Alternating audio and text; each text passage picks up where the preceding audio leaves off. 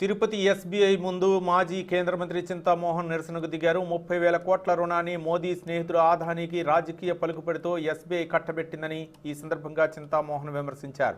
దేశంలోని 24,000 బ్రాంచీలు ఉన్న ఎస్బీఐ దివాలా తీస్తోందని వ్యాఖ్యానించారు.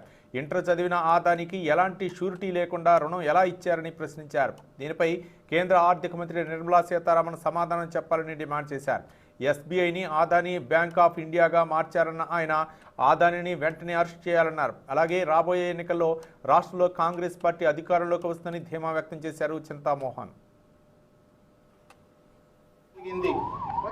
ఇందిరాగాంధీ ఈ జాతీయం చేసిన బ్యాంకుల్ని దగా చేస్తూ పోతా ఉంది భారతీయ జనతా పార్టీ.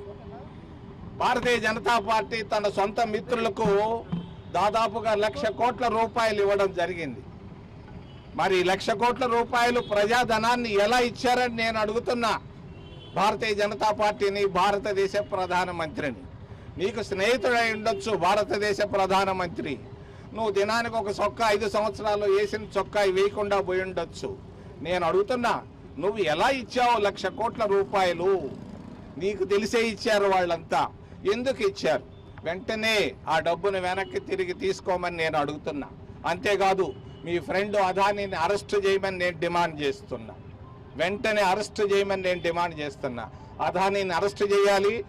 వాళ్ళు కానీ డబ్బు కానీ తీసుకురాకపోతే స్టేట్ బ్యాంక్ ఆఫ్ ఇండియాకి పేరు మార్చేయాల్సి వస్తుంది. అదానీ బ్యాంక్ ఆఫ్ ఇండియా అని పేరు పెట్టాలనుకుంటున్నాం.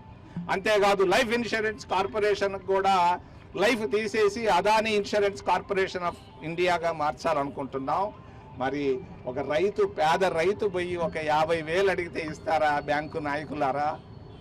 ఒక మహిళ పోయి 10,000 అడిగితే ఇస్తారా? ఒక నిరుద్యోగి పోయి అడిగితే ఇస్తారా?